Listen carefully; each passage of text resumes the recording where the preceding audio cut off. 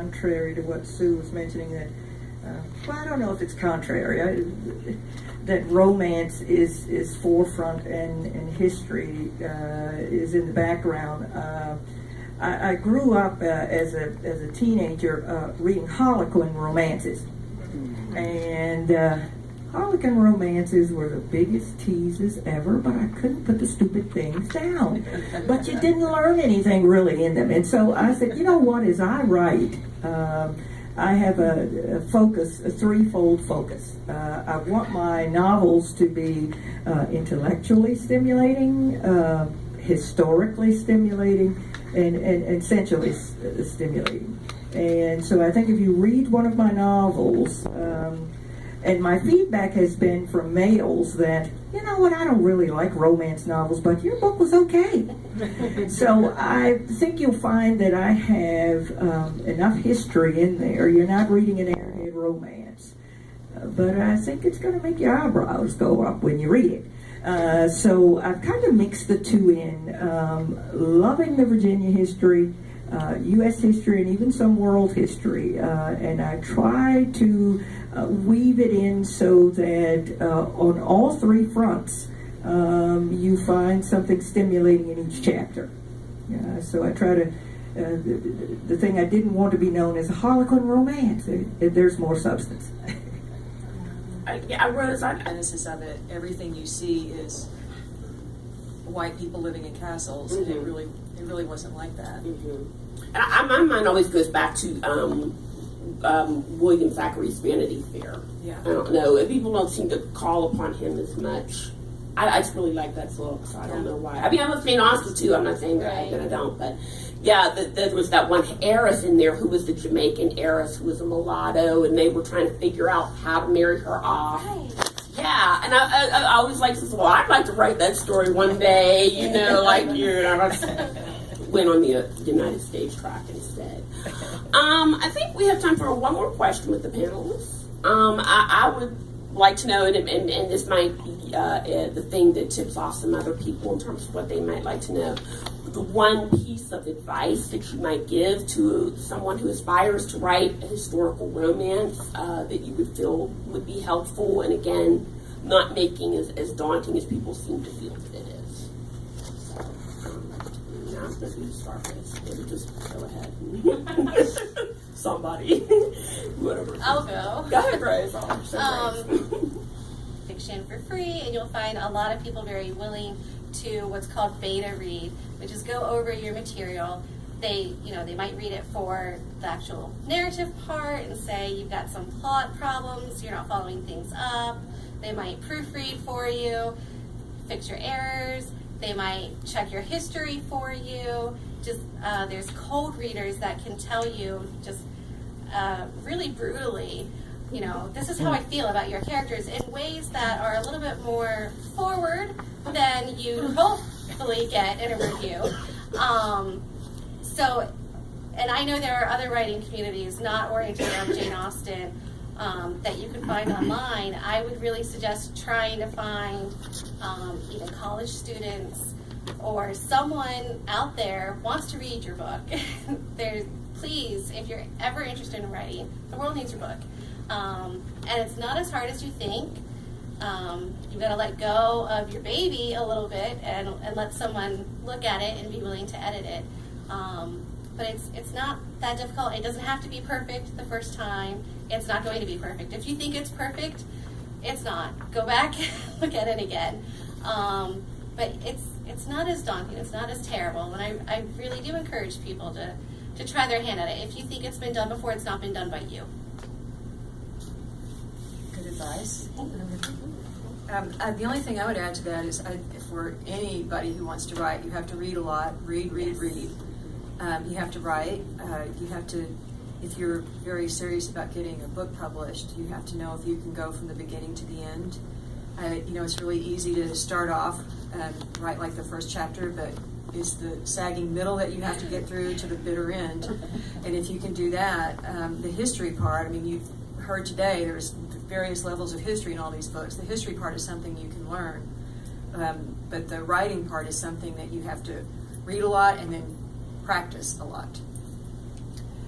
I would say, first of all, if you're looking to publish and writing's not what you consider to be your passion, put it on hold and go do that thing that's your passion until writing becomes your passion. If it's your passion, you will do all of the research. You will develop those characters. You will take criticism from friends and foes, and you will adjust, you will revise. But if it's your passion, you're bound to be successful. And regardless of what your topic is, if someone says, oh, everybody's doing that, don't write that. If that's what you want to do, if you feel that's your calling, if that's your passion, pursue it. You'll be successful. Yeah, it does point to the fact that, or well, not the fact, maybe.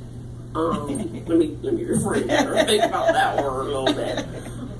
Especially since these days are such a big word.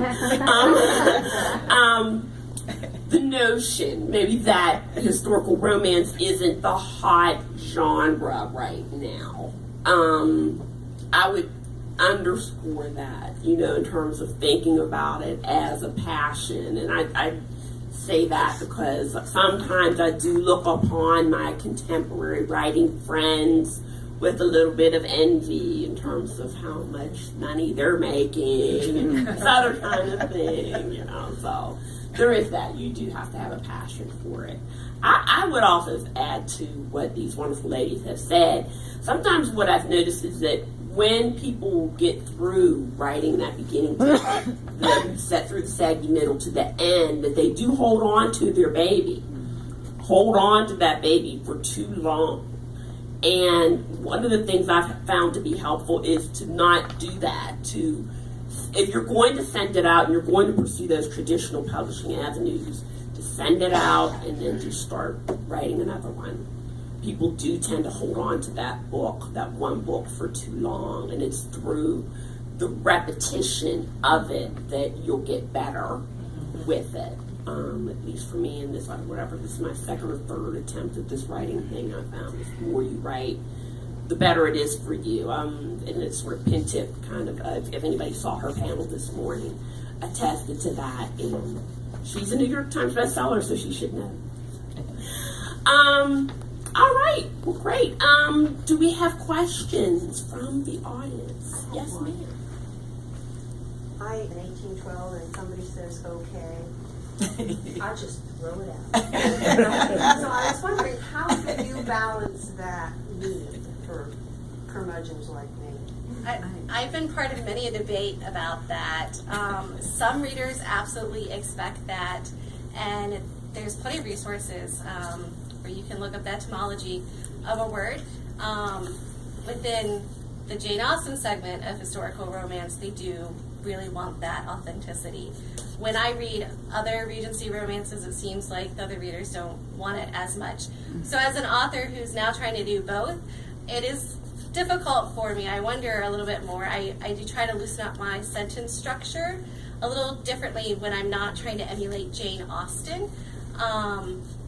So yeah, that it is a struggle, and that's something where editors, if you don't self-publish or self-edit, then you always have someone that hopefully has your back on that. Yeah. I just really like etymology, and so I do pay a lot of attention to words, and if they were in use or not. But I also know that readers have a certain ear for historical, and they will think that a word was not in use, and sometimes it was. I had a friend who had the word guy in a title, and it was around, but you would never think of that in a historical. So you have to kind of be aware of that aspect of it too. And I'm with you there. It's always in the forefront. My focus group happens to be about a group of 60 graduates of the College of William and Mary, and when we go to New Year's Eve parties and Saturday afternoon gatherings that go into the wee hours, that's what we discuss. And they say, you better not put a word in it. So yes. Yeah, I have the etymology dictionary tab up and dictionary right there. Along those lines, though, and I'm giving a presentation about this at RT when it comes to Atlanta and May, our names. One thing I have a hard time with are historicals where somebody has a name that is like, no. Tiffany. Tiffany. Yeah, Tiffany. Just have 1,000 Johns. I So can't. boring. John. I can't deal with that. So maybe that makes me a snob too. Yeah. Sure. So I read a ton of historical romance, a lot, and I'm so sick of all these dukes. Like there's so many dukes. There were never that many dukes in the world. Right. So I'm wondering, in terms of your subject matter, how much is driven by like market demand or what the readers are interested in, what's hot on the like readership market, versus like what you want to write about, like the balance there. I think that question today honestly depends on whether or not you are being published by a traditional publisher or if you're publishing yourself. I think traditional publishers have a very set mind about what sells. Dukes sell, dresses sell, the Regency era sells, and they confine it. They just like squeeze it down to the creamy center all the time. But the people who are self-publishing are exploring different historical eras and different like subgenres within the genre, and I think doing really well. So I think that's kind of the difference these days. Again, I think it goes back to if it's your passion, that's what you're going to do. I have 2 sons, and they listen to rap music, and when I can manage to stomach some of it and listen, now that's not saying it's not artwork. I've at least come to the point to admit, yes, it's art. But if I get past those words that I find offensive, I listen to their storylines and what they're saying. And a lot of them, they were rejected by the large record companies because they weren't saying what the record companies wanted to hear. But, I'll ask my son about, well, who is this guy? Well, he's from Louisiana and he does blah, blah, blah, blah. And he's made it very well without going through the large companies because it was his passion, and everything was depending on this.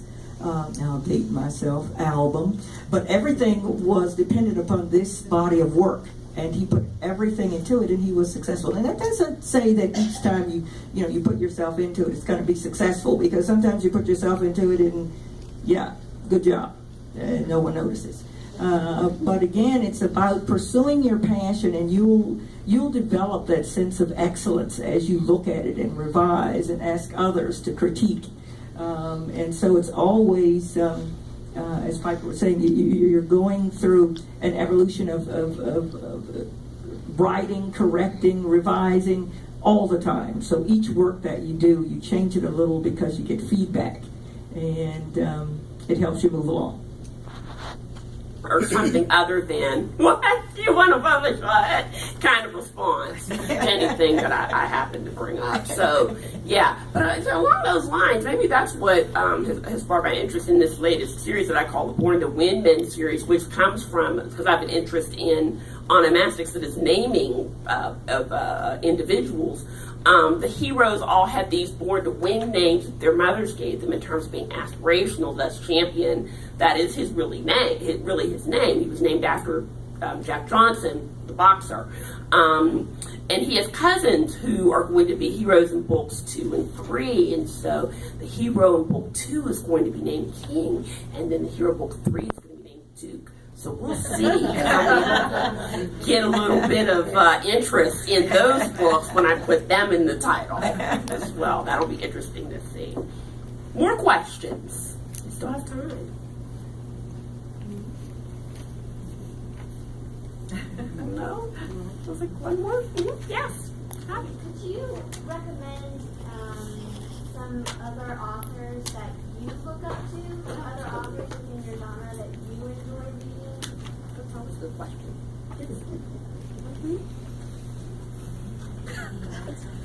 Oh gosh. Well, I guess I would say that I read across genres, but those individuals that have influenced what I happen to write in my style Alice Walker and Ernest Gaines. And I was telling Piper before we started, at the College of William and Mary, a wonderful, wonderful woman by the name of Dr. Carol F.S. Hardy was the Dean of Minority Affairs there. And I would occasionally stop by her office, and she said, listen, I have a sister friend of mine coming who does poetry, and I want you to go to support her. She's a good friend of mine. I want you to go see her. And I'm thinking, I got to study for this test. I got to practice this instrument. I don't have time for this. But because I admired her so much, I said, okay, well, it's her friend. I'll go and see her. And the lady that came to do that talk and present her poetry was one Miss Maya Angelou. And she came with her. She came with her daughter-in-law, and I'm so thankful that I went to that. Yeah, so I think that life just presents so many challenges that one has an opportunity to express themselves through art. And I think being a music major has helped me as an author, because I kind of look at it like writing a composition. You start off and everyone, pays attention, and they look, and then you bring them to the climax, and then you let them down gently. And I'll say that my books don't always end the way you think they're going to end. I don't honestly read a lot in my genre. I guess because I write it all day long, and that's not what I want to read. But what I've been reading recently a lot of the Philippa Gregory books. I love her work.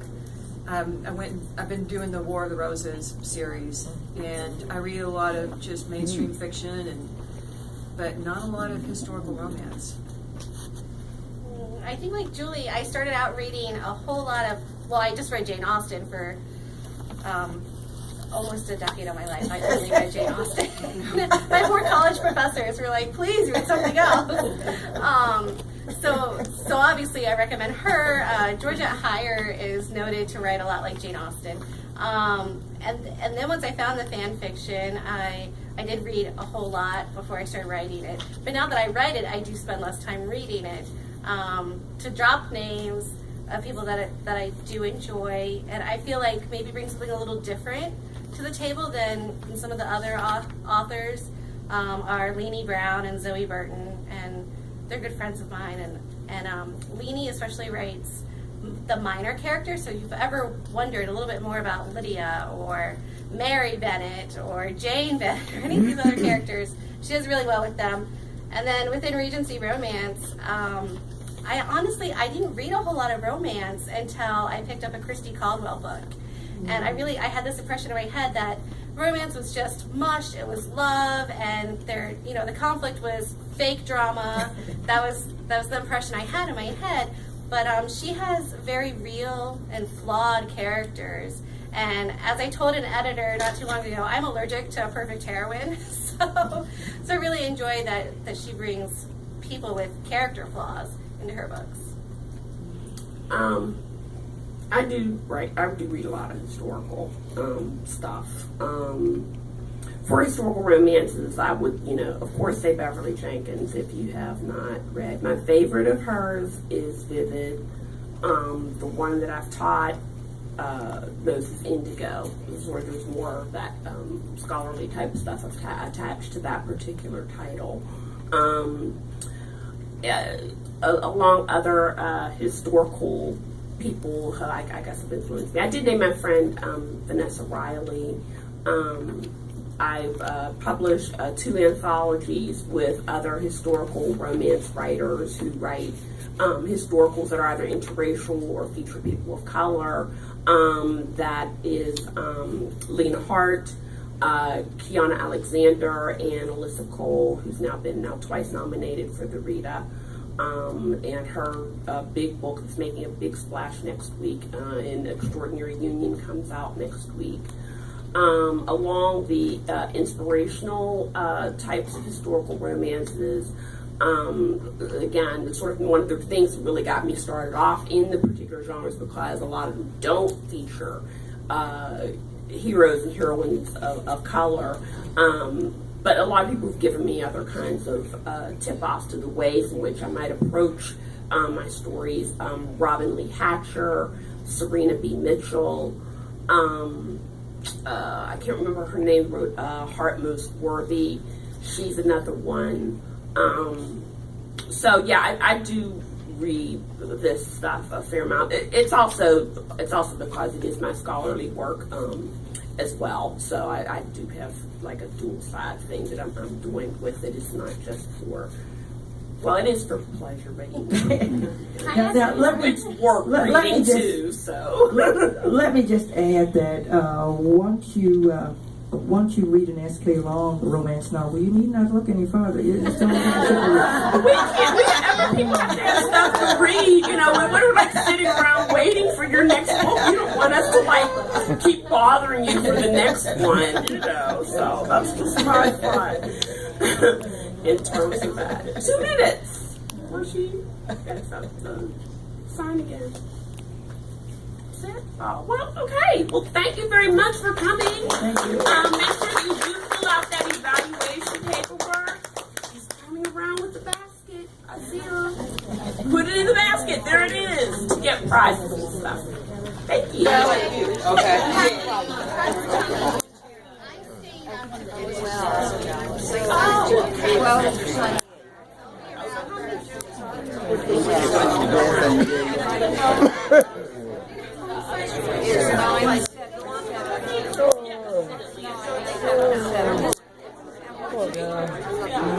Yeah, I did what I had to do.